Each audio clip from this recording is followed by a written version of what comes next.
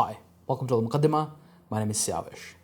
I come from Pakistan and I carry a Pakistani passport. It says that this passport is valid for travel to all countries in the world except Israel.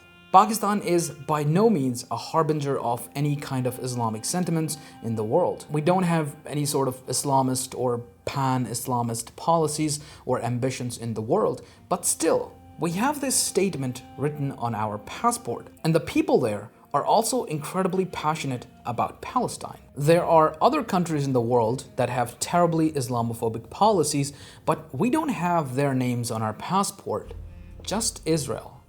In fact, Muslims all over the world are passionate about this. There's no debate in the Islamic world about this. There's no room for anything but complete and utmost support for Palestine. Even if our leaders don't or won't, our public supports the Palestinians with all our hearts. Pretty much the only people from the Islamic world that I have come across who don't support Palestine are those angry ex-Muslims who can never shut up about being ex-Muslims.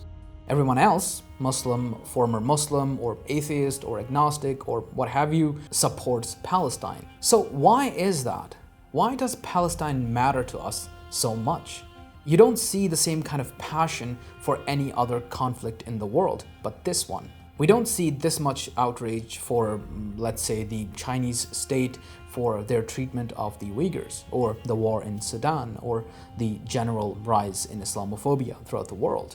So as someone from the Islamic world, I'd like to talk about why I and hundreds of millions of Muslims are so passionate about the Palestinian situation.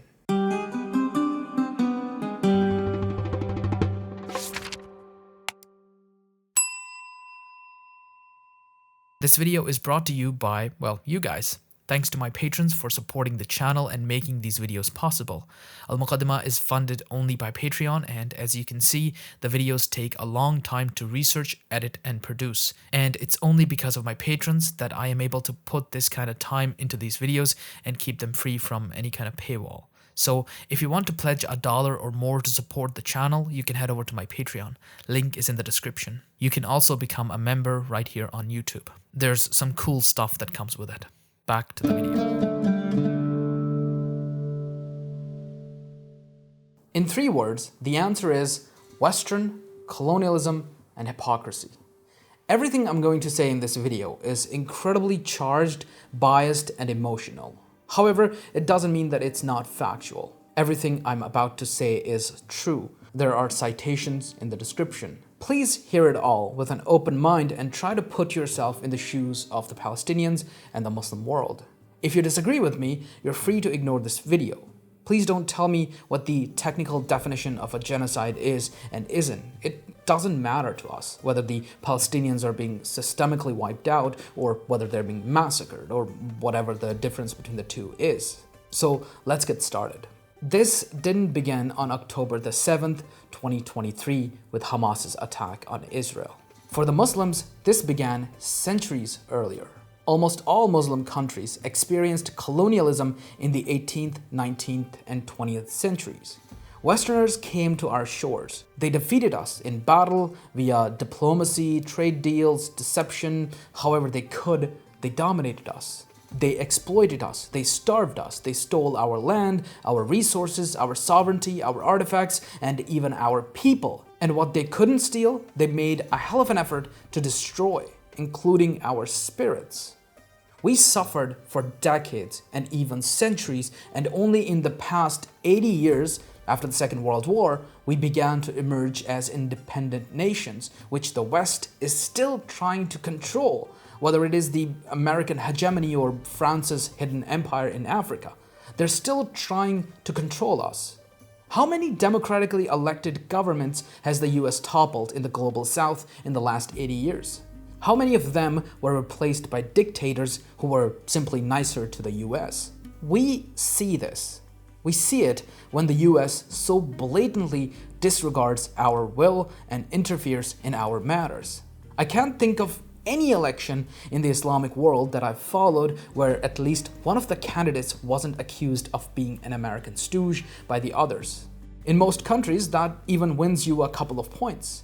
Is that because we hate freedom, whatever else the Americans like to tell themselves the reason is for the world's anti-American sentiments? The memory of colonialism is still very much alive in the global south, particularly the Islamic world, because from our perspective, it never went away. It just put on different garbs and it tried to make us forget about all the evil things that were done to us. It is through that lens of colonialism and its atrocities that we see the Israeli state, the bastard child of imperialism and Zionism.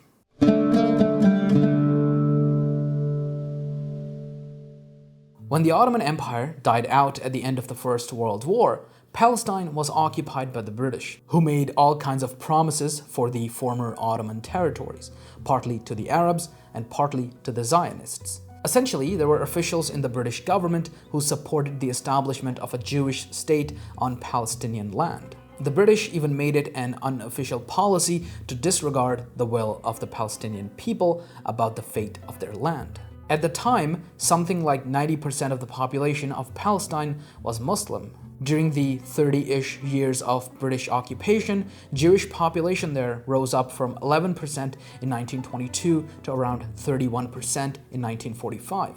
The British facilitated this. When the Palestinians revolted from 1936 to 1939 to keep their sovereignty over their homeland, they were crushed by the British. Then ethnic tensions were rising up between the Jews and the Palestinians, who saw this as the British trying to steal their country and giving it to someone else. In 1939, the Second World War began, and the Nazis began capturing and killing Jews in large numbers during the Holocaust. Unfortunately, as much of Europe fell, the Jews had not many options left to go to, since the United States itself wasn't all that happy to be accepting all these Jewish refugees. So many of them arrived in Palestine as nothing more than refugees, stepping into a country that was already embroiled in ethnic tensions. Of course, these refugees had nowhere to go, but again, it was not up to the British to decide whether to let them settle down in Palestine or not. After the war in 1947, the British left and put it on the United Nations to clean up the huge mess that they had created and left behind. The United Nations divided up Palestinian land into Jewish and Muslim states. These new Jewish immigrants, many of whom were European-born and educated, were supported by many European leaders, and some of them had even served in World War II. Hence, they had a military advantage when it came to conflicts with the Palestinians, who had no support, no weapons, no nothing. The Zionist militias that later formed the IDF ended up destroying Palestinians in conflicts, massacring entire villages. So the Palestinians were forced to flee. On the eve of the declaration of the State of Israel, some 250,000 people left their homes. Slowly, the borders kept changing and the Palestinians had to leave more and more homes behind to fit into an increasingly smaller country. All of this happened when Israel was being supported by the West, and Palestine, even today, struggles to get recognized by most countries in the West. Let me say that again.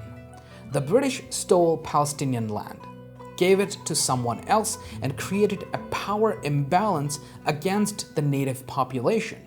The people who had lived on that land forever were pushed out to create a new state. Their new, watered-down and chopped-up country isn't even recognized by much of the West. All of this was supported by the same West that thinks of itself as civilized and enlightened. Maybe these wounds would begin to heal. Maybe we would all be working towards a new world where we can live in peace if the West stopped its incessant meddling in our countries, but it doesn't. The US vetoed multiple resolutions for ceasefire in the UN. A UN resolution is frankly already quite toothless, and then the US even shoots it down. The International Court of Justice directly told Israel to undertake certain actions to prevent a genocide in Palestine, and Israel is not doing that. Hence, Israel is committing a genocide, according to the ICJ, and the West is supporting it. Tell me again how the colonial era is over. Tell me again how the United States tells us that it wants to spread democratic values. Imagine if 5 of the 50 states in the United States had the right to shoot down any bill, any law. The other 45 would revolt. They would declare war. How is anyone expected to respect the UN like this? Justice is the backbone of civilization, and for justice to endure, all must be equal in its eyes.